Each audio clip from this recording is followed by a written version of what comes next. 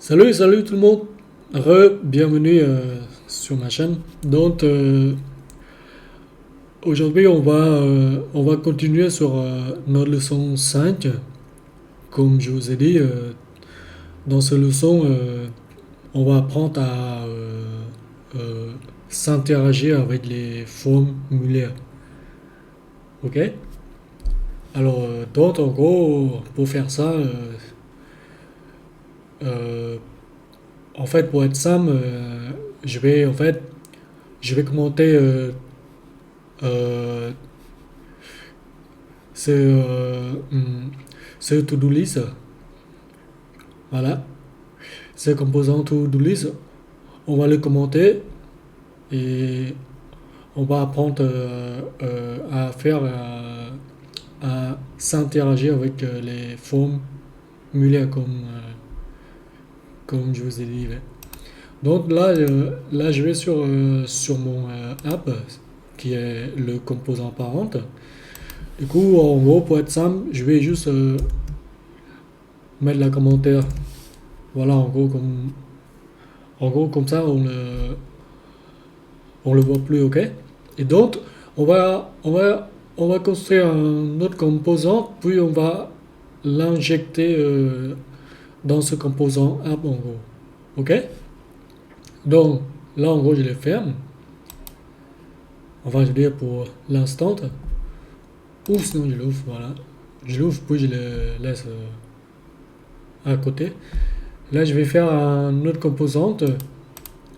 Et là, on va apprendre avec les formulaires. Donc, je vais juste faire. Qu'est-ce que je vais faire? Je vais faire un fichier carrément. Je vais faire. Euh, euh, je vais mettre juste basic, ok? Basic form.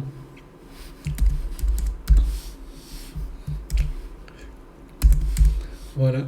Je vais construire cette comme. Ah, pardon. Je vais construire ce,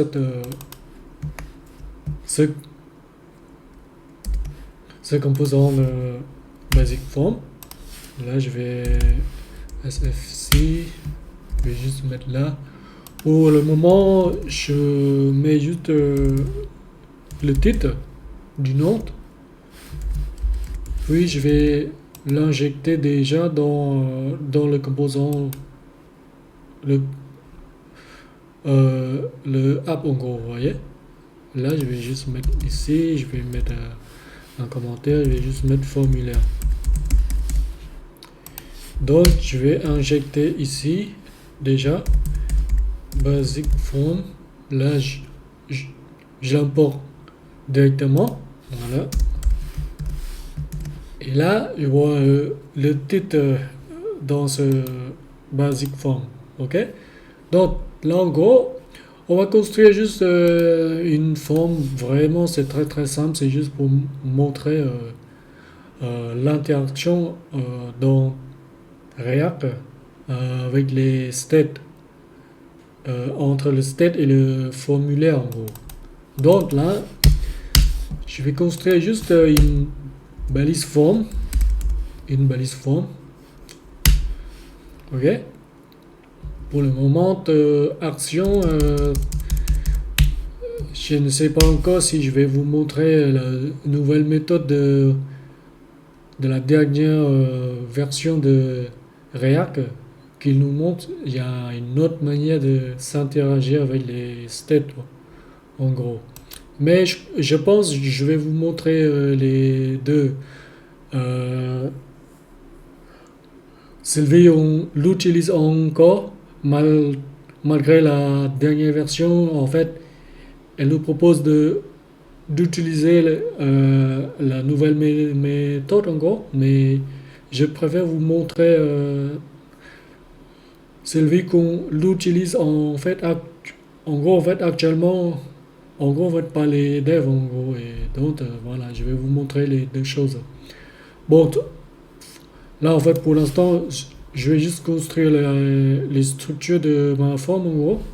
Là alors là en gros par exemple je vais juste mettre un input ok de type texte.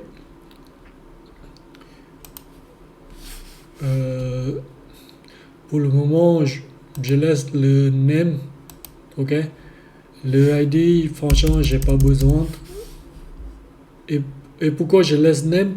C'est parce que j'ai envie de vous montrer la nouvelle méthode que React ils ont implémentée dans la dernière version en gros. Mais pour l'instant, je je laisse name vite, ok? On va revenir après. Là, je vais juste mettre un placeholder. Je vais juste mettre, allez, je vais juste mettre euh, prénom, ok? Maintenant, je récupère encore une autre fois. Là, je vais juste mettre email. Et là, je vais mettre juste mot de passe, ok? Là, en gros, c'est comme si on construit en fait cette formulaire pour demander à l'utilisateur pour qu'il mette ses informations pour pour s'inscrire sur un forum ou sur un site, peu n'importe en gros. Ok? Ok, et là je vais juste mettre un bouton, bouton de type submit. Je vais juste mettre valider. Maintenant, si je sauvegarde, là je vois ma formulaire qui est moche. C'est pas très grave sur le style parce que en fait, je dis l'important c'est enfin je dis dans notre cas, on est en train d'apprendre comme ça. En fait, l'important c'est de en fait c'est de comprendre les features, les logiques en gros. En fait, pour le style, ça concerne juste les interfaces d'utilisateurs en gros. Et là, on, là, on peut styler comme on veut après, vous voyez. Là, en fait, pour la lisibilité, je vais juste mettre, ici, je vais mettre juste un BR. Voilà, comme ça, il me fait à la ligne, vous voyez, là, il me retourne à la ligne, BA, là aussi BA, voilà. Et là, je vais mettre un autre BA pour que, oui, valider. Je ne comprends pas, en fait, pourquoi mon bouton, il a un style. Je crois que c'est parce que j'ai mis un style ici, peut-être, non? Est-ce que j'ai un style de bouton? Euh, Ah oui, c'est pour ça, oui, parce que j'ai un style de bouton qui est là en haut, là, vous voyez là. Bon, ça c'est, je crois que c'est le style que React il a déjà fait quelques styles par rapport à cette interface là mais bon, n'importe, c'est pas grave. Là en fait j'ai mon formulaire, vous voyez. Là on, Là, là, en gros, par exemple, je vais juste mettre un petit H1 pour dire que c'est juste, on fait juste, on se prétend que ça, en fait, c'est un formulaire pour s'inscrire sur un site, sur un site quelconque, en gros. Là, je vais mettre juste sans enregistrer. Ok. Voilà, il est grand. Je vais juste mettre un petit H3 peut-être. Oui, voilà, comme ça. Et vite et rien, ici, je vais commenter parce que je pense pas que j'ai besoin de ça. Bon, allez, c'est pas grave, je vais mettre juste un HR. Voilà, en gros, pour séparer de notre component que je vais vous mettre je vais vous faire un exemple en gros. Donc, on va s'enregistrer et on va s'interagir avec le step. Ok? Et comment on le fait en gros? En fait, dans React, il y a, comme je vous ai dit, il y a deux méthodes de s'interagir avec les stats. Maintenant, je vous montre juste la première méthode qui est largement encore utilisée en fait actuellement au moment que je vous parle. Oui, il est encore en fait utilisé dans plein de projets en gros, plein de projets React. Donc la première méthode c'est juste en gros de faire ça. On fait comme d'habitude en gros, en fait on déclarait notre state en gros en fait par rapport au champ. Vous voyez, il y a le champ input qui est là, prénom, email et mot de passe. Donc on, on va déclarer notre state en gros en fait chacun, vous voyez. Là, je vais déstructurer à partir de useState qu'on va emporter directement de React. useState, pour le moment, je ne mets rien en gros comme valeur par défaut, vous voyez, il est vide. Donc là, pour mon premier useState, pour le premier champ, c'est le prénom, vous voyez. Donc le prénom en anglais, ça s'appelle comment? Je crois c'est first name, hein? First name, je crois. Je me, con, je me confonds toujours le prénom et le first name. Donc, prénom en anglais. Oui, c'est ça, c'est first name, voilà. Donc, first name, maintenant, on va mettre notre fonction pour modifier ce state. On va mettre set first name. J'ai oublié S, voilà, set first name. Là, on a notre premier state, ok? Maintenant, je le copie. Donc là, ici, c'est email. Je mets email. Là, je mets set email. Email aussi, enfin, si on part en TypeScript, il est de type string, vous voyez. Email. First name, je crois que j'ai mal écrit. Oui. First name. Set first name. C'est ça. Donc, password. Le mot de passe, c'est password. Donc là, je mets set password. Ok. En général, le password aussi, c'est de type string en gros. Mais bon, là, il n'y a pas intérêt que je vous parle du type, mais juste pour vous dire qu'une fois, on comprend React la plupart du temps, vous allez en fait construire votre application en TypeScript. En gros, ceux qui ont déjà la base en TypeScript, ils savent en fait de quoi j'ai parlé en fait. Bon, bref. Donc là, comme je vous ai dit, pour s'interagir avec les stats pour le moment, là en gros, en fait, quand on écrit, juste on écrit comme ça, mais on n'a pas en fait tracé notre state, vous voyez, pour savoir quand est-ce que cette valeur en fait a été changée ou quoi que ce soit, vous voyez. Non, il n'y a pas de trace pour le moment. Pour les lier à ces champs, en fait, j'ai une propriété value, comme vous savez, dans les inputs, il y a l'attribut value, vous voyez. Et ce value, en fait, c'est justement qu'on doit mettre notre state ici, en gros. Vous voyez? C'est par rapport à ce qu'on a saisi, en fait, vous voyez. Donc, je vais mettre value. Là. Très simple. Password pareil. Value. Maintenant, on a notre value, vous voyez. Et là, si je mets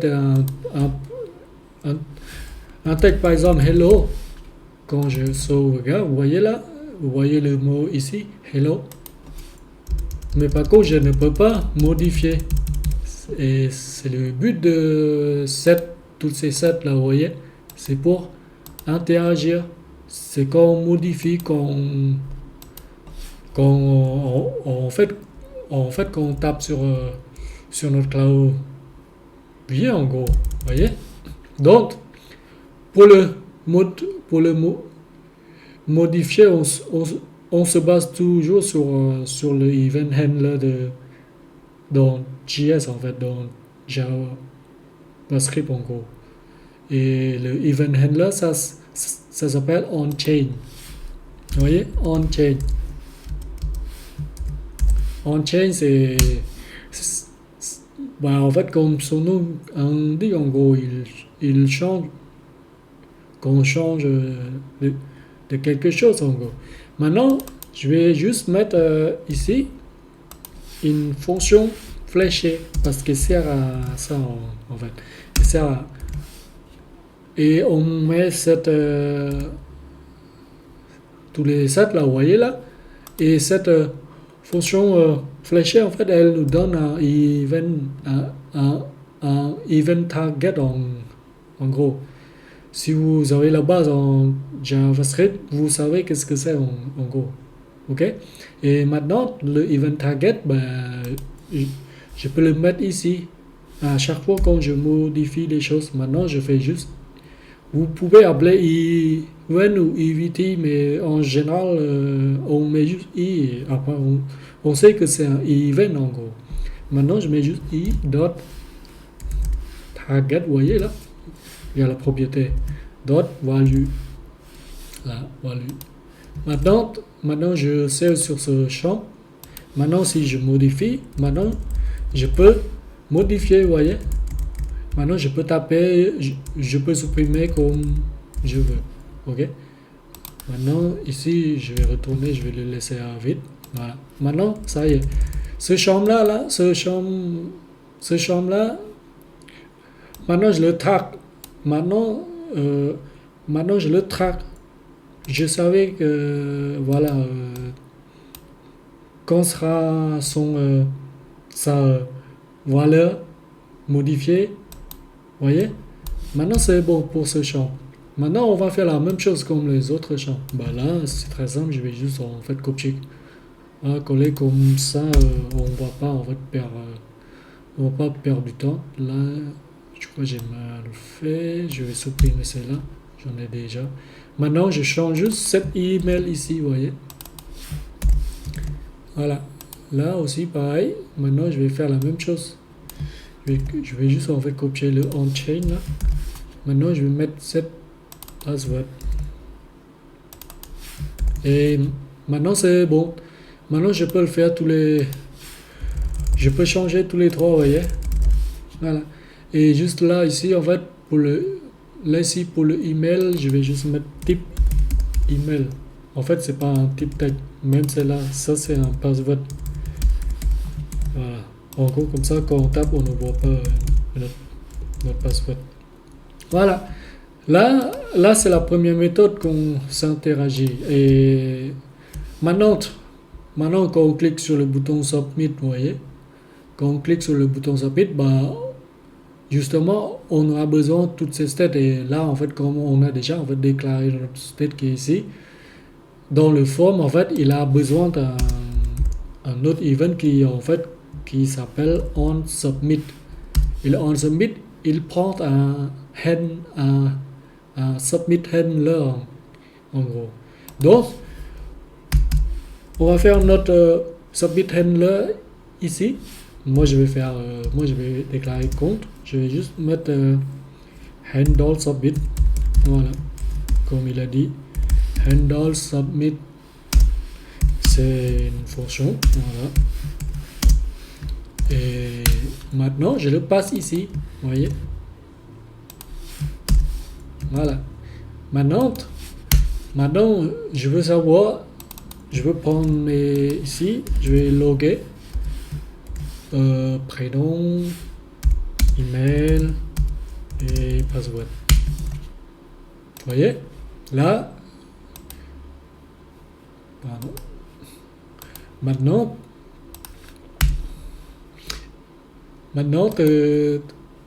attendez juste, je vous le montre. Là, en fait, il y a si vous cliquez en fait comme ça sur cette fonction handle submit, vous avez un petit, un petite actualisation de votre page. Vous voyez, il y a le truc qui tourne. Et ça, en fait, pour prévenir, dans JavaScript, en fait, c'est classique. On met i.preventDefault, vous voyez. En fait, c'est pour, c'est pour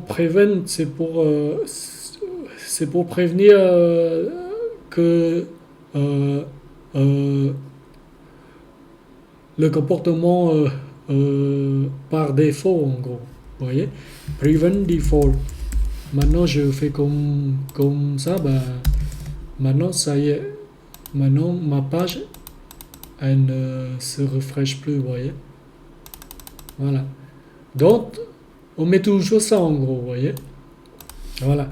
Maintenant, j'ouvre juste mon console pour voilà que j'ai pu ressaisir, j'ai pu modifier. Donc, maintenant, maintenant, si je, maintenant, si je remplis, je mets juste Gym. Je sais pas, je mets Gym, gmail.com et le mot de passe, blablabla, vous voyez. Maintenant, si je clique sur valider, et vous voyez, je vois toutes ces valeurs là. Et si jamais on change, ben il change aussi. Et si je reclique encore, ben il change, vous voyez. En fait, il change en fait par rapport à notre interaction avec le formulaire en gros. Et donc, voilà, ça y est.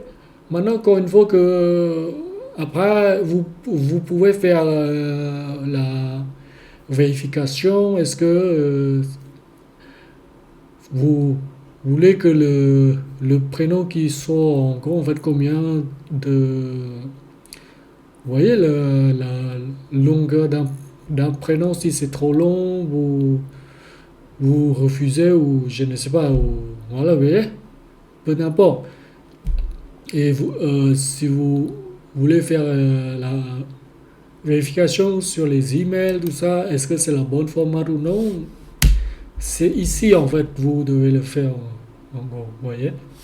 Vous mettez votre if, blablabla, si le champ il est vide, bah, vous n'acceptez pas. Là en gros, par exemple, si je fais juste là, comme ça, si je fais first name, si il n'est pas bon, je vais mettre une alerte ou un truc comme ça. Ça, c'est juste un petit basique, juste en gros pour vous montrer. Mais vous pouvez très bien faire un autre composant qui sert à ça en gros. Vous voyez? Si en gros, en fait, il est vide, bah, vous pouvez faire comme ça. Là, en gros, par exemple, je fais juste euh, le prénom est obligatoire. Maintenant, si je ne renseigne rien ici, vous allez voir que j'ai un alerte qui va. Vous voyez là, le prénom est obligatoire. Vous voyez? Et après, pour ne plus exécuter le code, vous pouvez mettre le mot return ici en gros. Et en gros, comme ça, votre code, en fait, il reste juste ici en gros. Il ne va pas en fait continuer, vous voyez. Il ne va pas continuer jusqu'à notre console log. Là, si je clique, vous voyez, on ne voit pas le console log. Mais en fait, par contre, si on ne met pas le mot return, si vous cliquez, après vous cliquez ici, le code en fait, il continue en gros. Et ça peut engendrer des choses que vous ne voulez pas. Il y a des fois où vous voulez bloquer votre code pour qu'il ne soit pas, en fait exécuté. Vous voyez? Donc le mot return aussi, c'est, c'est, je peux dire, c'est pratique dans tout ce qu'on vient de faire. En gros, en fait, c'est-à-dire on s'interagit avec les données et tout ça, vous voyez. Bon, ça c'est une autre part, mais Là, ce que je vous montre là, c'est la première méthode où on s'interagit avec les formulaires dans React. On peut faire ça, vous voyez. Donc, après, une fois que vous faites votre validation, là, ici, on peut dire notre validation, validation, en gros, va être personnalisée. Vous pouvez en fait très bien vous baser sur une librairie qui sert à faire la validation, vous voyez. Mais là, je choisis d'être juste simple pour vous montrer en gros. Ok. Et après, encore une fois que vous faites votre validation, vous pouvez en fait, vous pouvez appeler vers une API pour en fait rentrer toutes ces données dans les bases de données en fait tout simplement. Quelle que soit la base en cloud ou euh, sur les bases de données classiques, peu d'importe, ça marchera, vous voyez.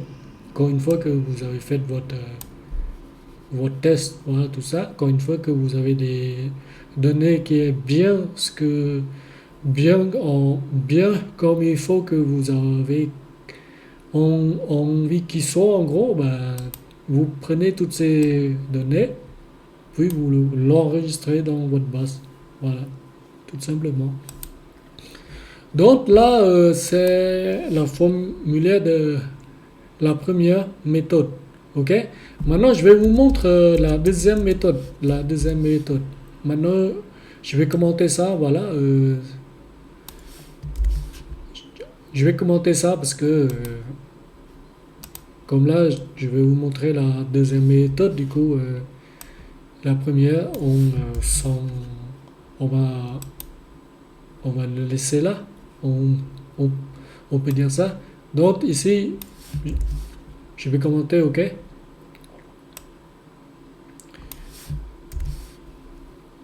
Parce que on n'utilise plus avec cette première méthode. Je vais vous montrer la deuxième méthode que je crois que c'est la dernière version de React qui nous propose de faire en fait. Alors qu'est-ce que j'ai un handle submit qui n'est pas là. Ok. Vous voyez. Donc bon, je vais en fait, pour éviter des erreurs, je vais supprimer tout en fait carrément. Je vais passer à la deuxième méthode. Mais si jamais vous les revoyez, bah, vous visionnez à cette section-là et voilà. Ok. Je crois que c'est bon là. Ok. Alors, d'abord, je vais juste voir, est-ce que j'ai une hook qui s'appelle Use Action State. Voilà, c'est ce hook-là en fait. Vous savez, en fait, cette méthode que j'ai envie de vous montrer là, en fait, c'est c'est ce que Next.js, quand on va apprendre le framework full stack de chez Vercel, c'est Next.js. Il utilise ça en fait. Il utilise ce hook-là en gros, Use Action State, voyez. Alors là, ce que je vais vous montrer, ça va être vraiment différent de ce qu'on vient de voir en gros. Maintenant, ce hook-là, le Use State, je pense pas que on aura besoin. Maintenant, on va utiliser cette hook pour interagir avec notre formulaire, voyez. Maintenant, ce que je vais faire, c'est voilà, c'est la même chose comme le useState en gros. Je vais déstructurer que ce hook il me il me retourne dans un arrêt en gros. Maintenant, je vais mettre juste use action state, vous voyez. Ok, maintenant le use action state, en fait, qu'est-ce qu'il a besoin lui? En fait, le use action state, il a besoin d'une là, vous voyez, c'est ce qu'il a besoin. Il a besoin d'une action, une action en gros. C'est Maintenant, c'est ce qui nous retourne, c'est le state. C'est le state et le form action. Ok? Vous pouvez appeler comme vous voulez, c'est pas important, mais en général, bon, en gros, on, on l'appelle comme ça. Voilà.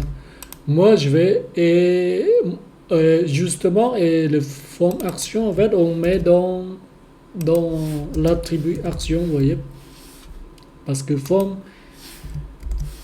voilà, on le met là, en fait, cette form action, en fait, si vous voulez, c'est une sorte de fonction qui va exécuter quand on fait un submit, en gros. Là, là pour l'instant, euh, ça ne va rien se passer, en gros. Mais c'est juste pour vous montrer que ça, là, ce hook-là, en fait, il fait, si vous voulez, il fait comme l'ancien, en gros. Euh, Si vous connaissez un langage qui s'appelle PHP, ben, en fait il fait à peu près pareil comme l'ancien en gros. Il utilise action. Action, ben voilà, on le met là, puis il envoie directement au serveur, vous voyez. Donc là, dans ce use action state, en fait, il a besoin d'une fonction. Là c'est pareil, je vais juste mettre. Vous pouvez mettre moi je vais nommer juste cette fonction, je vais nommer juste handle submit. Vous pouvez nommer autre, mais c'est pas un souci. Et le state c'est en fait c'est un objet, vous voyez. Le state c'est un objet, c'est un state initial en gros. Là en gros voilà pour le moment je ne mets rien. Et donc en fait dans cette fonction là ici vous pouvez en fait très bien faire dans un autre fichier puis vous l'importez en gros mais mais moi je vais faire dans ce composant carrément. Oui que là en fait c'est pas une grosse application donc j'ai pas besoin d'extraire, vous voyez. Maintenant je vais juste mettre compte ou je vais mettre juste allez registre. Voilà, comme ça c'est un petit peu différent de. Alors ce registre je vais mettre là, j'ai changé le nom. Alors c'est une fonction. En fait cette fonction c'est que bah, il a deux arguments en gros. En fait, il a deux paramètres. La première, c'est le pre-state, c'est la state du précédent state. Bon, je comprends, cette deuxième méthode, c'est un petit peu chiante en fait, à comprendre, mais au, au fur et à mesure que vous le pratiquez, vous comprenez que c'est simple. Ok? Le prestate et la deuxième paramètre, c'est le form data. C'est le form data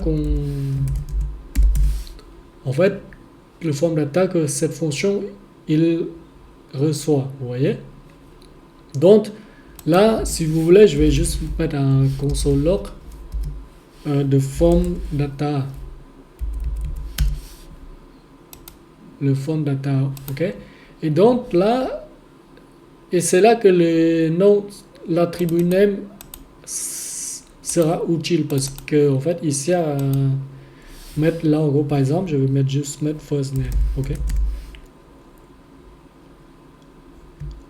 N'oubliez pas, on écrit toujours en anglais tout ce qu'on code, ce que les gens ils ne voient pas, mais en gros par contre tout ce qu'on s'affiche comme titre, comme le label, tout ça on met en français dépendamment de notre pays, vous voyez. Donc voilà, c'est pour ça. Et là, en fait, c'est pour ça dans le name, j'ai écrit en anglais en gros. Bon, là, first name, ok. Là, email. Ici, c'est password. Ok. Cannot access register before initial. Ah oui, c'est vrai. Parce que j'ai déclaré après. Ça marche. Donc, ok, vous voyez. Là, en gros, pour vous montrer carrément que je peux extraire cette fonction dehors. Je peux même mettre ici, vous voyez. C'est pas un souci. Il peut accéder en fait. Donc, pour vous montrer en fait carrément, je vais mettre dans un autre dossier. Voilà, carrément. Je vais mettre un dossier qui s'appelle Action. Ce dossier, en fait, le nom, c'est pas important comme vous nommez comme vous le souhaitez, mais moi, en fait, je l'ai nommé en fait par rapport aux approches que la prochaine framework qu'on va apprendre, c'est le Next.js en gros. Et donc, je les nomme juste comme ça, vous voyez. Maintenant, je vais mettre, je vais écrire un fichier qui s'appelle, allez, là, en fait, comment on s'interagit avec l'utilisateur. J'écris un autre fichier qui s'appelle user.action.js. Ok?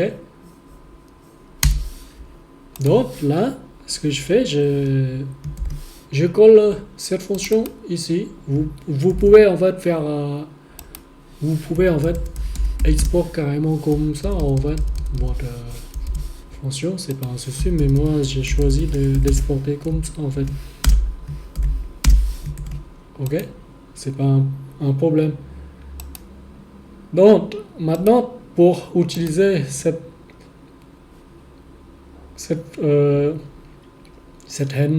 handler, on peut dire ça, cette fonction, on l'importe juste. Là, je vais juste là, je vais importer, vous voyez là, depuis ce fichier là. Donc, je l'ai importé, c'est pas un problème. Donc là, alors qu'est-ce que maintenant là,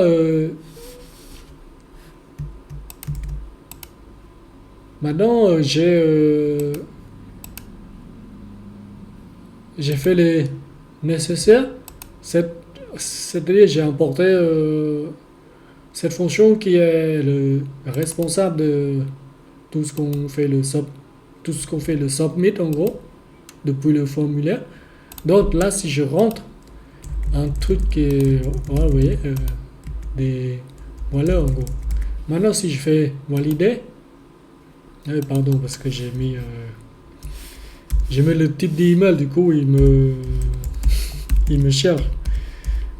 Non, je vais juste mettre abc gmail.com. Et là, vous voyez le form data. Pour le form data, pour le moment, il ne me sert pas grand chose en fait parce qu'on ne voit pas les valeurs. En gros, pour voir toutes ces valeurs, en fait, par exemple, on doit en fait récupérer depuis cet attribut name, vous voyez. Donc, dans form data, on peut faire, là en fait, par exemple, si je voulais prendre le first name de ce champ, je vais juste déclarer ma variable, je vais mettre first name et puis je vais mettre form data get quoi, get first name, le first name qu'on a écrit ici, vous voyez là, ok, c'est le même first name là, ok. Donc je vais refaire la même chose, email, là email et password, là aussi password. Donc pour voir est-ce que j'ai bien récupéré ça, email, password, ok, juste en gros pour voir en gros. Maintenant, je vais saisir. je valide, et là, vous voyez, voilà, on a récupéré notre valeur. Et c'est ce qui est bien, c'est que quand une fois on a validé, on fait ici notre vérification comme d'habitude, en gros comme la première méthode, vous voyez, validation de formulaire si vous voulez, blablabla, vous voyez. Et après, une fois on a toutes ces données, toutes ces bonnes données, en gros, on peut dire ça, parce qu'en général, on va enregistrer les données d'un utilisateur quand une fois ils sont bonnes, en fait, vous voyez. Du coup, on va enregistrer toutes ces bonnes données dans notre base quand une fois on fait les nécessaires, la vérification sur des champs, voilà tout ça, vous voyez. Voilà. Donc là, ce que je vous montre là, c'est la deuxième méthode qu'on s'interagit avec le formulaire dans React. Surtout, en fait, c'est ce qui est la deuxième méthode qui est là. En fait, elle est intéressante. Elle est intéressante, c'est parce que en fait, on n'a plus besoin d'utiliser. En fait, comme la première méthode, vous voyez, value on-chain, value on-chain, value on-chain, puis on écrit l'autre là, useState, puis on fait set prénom, set first name, set email. Là, on n'a plus besoin, on a juste un seul hook, et que ce hook, il nous retourne le state. Et j'ai oublié de vous montrer, en fait, le state qui nous retourne. Là, en fait, par exemple, si cette fonction, là, en gros, par exemple, si c'est bon, vous voyez, là, en fait, là, en gros, par exemple, supposons que, en fait, tous les données sont bonnes. Ok? Maintenant, je retourne un objet, en gros. Je peux très bien, en fait, faire ça, vous voyez. Là, si je fais retourner un objet avec la propriété success to true, ok? Et un petit message, là, en gros, par exemple, je vais mettre un message. Ok, alors on peut dire ça, votre compte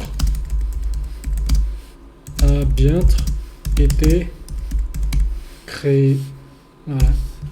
Maintenant, si je veux récupérer ce retour de message, je peux le faire ici. Parce que c'est le state qui est là, en gros. Là, en fait, vous voyez là, le return là, en fait, c'est l'objet là. L'objet ici, en gros, c'est le state initial, en gros. Là, je mets un success to fall. Et le message, je ne mets rien. Vous voyez, JavaScript, il reconnaît cette propriété message. Vous voyez là, ici.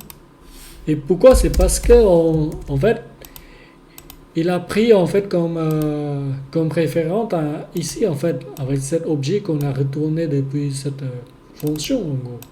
Et c'est pour ça il reconnaît cette propriété. Même là aussi success, vous voyez. Donc dans le state là, ce state là, c'est ça en gros.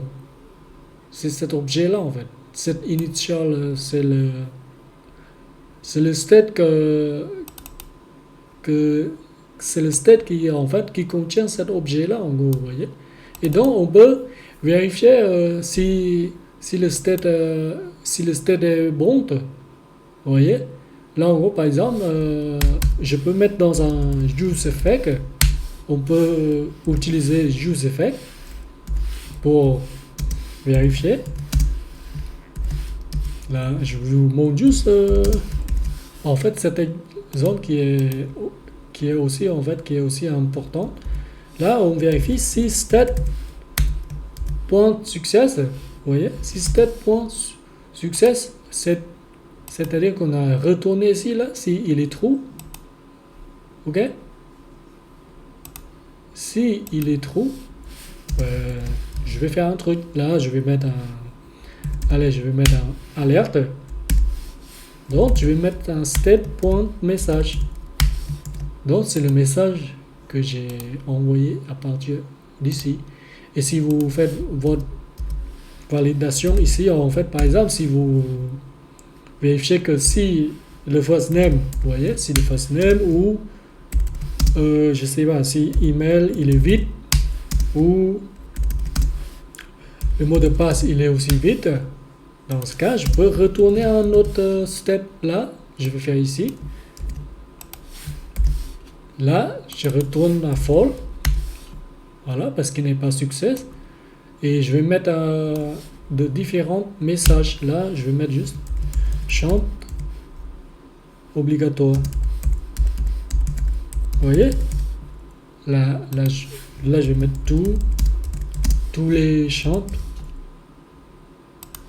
sont obligatoires. Obligatoire. Oui, voilà. Et là on voit par exemple, là, je vérifie ici dans mon use effect, je mets si state il est true, mais si elle n'est pas true, if je peux mettre ça, vous voyez, si state dot success, si elle n'est pas true, donc je vais juste mettre un point d'interrogation pour inverser mon boolean, vous voyez, et que state point message, et si il y a bien un message là, vous voyez, donc j'affiche une autre alerte de la même chose mais de différents messages, vous voyez. Donc, et en fait, pour traquer ça, il faut que je mette mon state ici en gros sur l'indépendante. Et c'est justement dans cette leçon, je vous parle de l'indépendant en même temps dans use effect. Dans use, commencer dans use effect, il se lance dès que notre composant il rentre de l'affichage. Il est déjà dans le DOM, vous voyez. Voilà. Donc en fait, tout est fait. Tout ce qu'on voit dans notre site, en gros, il se lance après ça, en gros. Et donc, dans use effect, en fait, quand on ne met rien, il se lance juste une seule fois, vous voyez. Il se lance juste une seule fois. Dès qu'on visite un site, il se lance, voilà. Il se lance. Dès qu'on fait une actualisation de la page, après, il se lance. Mais en fait, pour que use effect il traque la mise à jour de notre state, il a besoin des dépendantes. Et ce dépendant, en fait, c'est un arrêt. Et on peut rajouter les variables de notre state pour qu'il traque. On peut dire ça, ouais, pour qu'il traque la mise à jour, en gros, la mise à jour de notre composant, vous voyez. Là, je dois mettre le state parce que je veux à chaque fois qu'il traque ce state, pour qu'il puisse m'indiquer est-ce que j'ai l'erreur ou non pendant mon saisie, vous voyez, pendant ma validation. Et c'est pour ça que je mets cette dépendant là, vous voyez. Là, c'est quoi ça? Argument pass to use effect change side between render the other side array must contain constant. Je sais pas c'est quoi cette erreur, mais je ne pense pas que ça me pose pas d'un boucle infini. Et aussi, en fait, faites attention si vous mettez votre indépendante, ça dépend de quelle variable ou quel objet, quel arrêt que vous mettez dans votre useState, parce que vous aurez des chances de voir votre site il s'arrête d'un coup, c'est-à-dire il bloque, il marche plus. C'est parce qu'en fait use effect il est en en mode bouclé en fait, infiniment. Ok? Mais là, en fait, ça ne va pas créer un boucle infini parce que ce state-là, en fait, il est conçu en fait spécialement par ce hook dont il ne fait pas l'erreur de référence. Ok? Donc là, en gros, par exemple, si je ne mets rien, il va retomber sur ça là. Vous voyez? Sur ce validation. Ok? Maintenant, si je clique, vous voyez là j'ai un champ. Tous les champs sont obligatoires. Vous voyez? Maintenant si j'écris bien. Maintenant, je vais retomber ici. Vous voyez? Là, vous allez le voir. Voilà. Votre compte a bien été créé. Vous voyez? Donc, je pense que je vous ai montré là, je vous ai montré les deux méthodes de React. La première, c'est celui qu'on utilise encore en fait actuellement dans les entreprises. Et voilà. Et la deuxième, c'est la nouvelle méthode qu'on vient de faire ici. Ok? Voilà. Donc, et aussi pour l'indépendant de JustFake, juste une première chose à noter, c'est que bah, vous pouvez mettre l'un, vous pouvez mettre la variable euh, euh, indépendante, non, je veux dire independency variable, voilà, c'est ça. Oui. Vous pouvez mettre à partir de state que vous utilisez, si vous utilisez le useState, vous pouvez le mettre ici en gros très bien, vous voyez. Mais si vous mettez à une variable que vous déclarez, en gros, par exemple, une variable, un objet qui n'est pas dans le hook de React, c'est-à-dire en fait votre variable, vous voyez, votre variable, là en fait, par exemple, si vous déclarez un objet, là c'est juste un exemple, en gros, un objet comme ça et vous mettez blablabla, vous voyez, la propriété, ce que vous souhaitez et que vous mettez cet objet là, ici, dans ce array là de JustFake.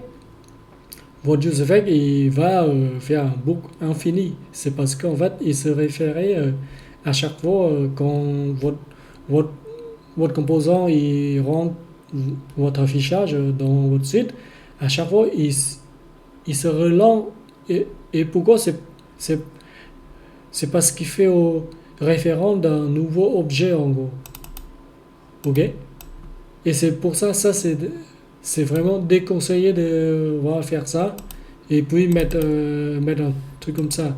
Le mieux, c'est que vous avez votre state en fait, qui dérive de votre de hook de React en gros. Et en gros, comme ça, en fait, JustFake, il ne va pas, en fait, à chaque fois, il se relance. Vous voyez? Ça, c'est à noter. Mais par contre, si vous mettez l'indépendante sur une variable en primitif, c'est-à-dire en string ou en number, en boolean, en gros, il ne va pas faire la boucle infinie. Sachez juste ça. Ça, en gros. Mais je pense qu'avec la dernière version de React, ils améliorent beaucoup de choses. Vous voyez? Donc, je, je, je pense qu'on aura de moins en moins en fait, toutes ces problématiques-là. Donc, franchement, c'est une bonne chose. Oui. Donc, pour la prochaine leçon, je vais vous montrer sur les contextes. Je vous dis à la prochaine. Ciao, ciao.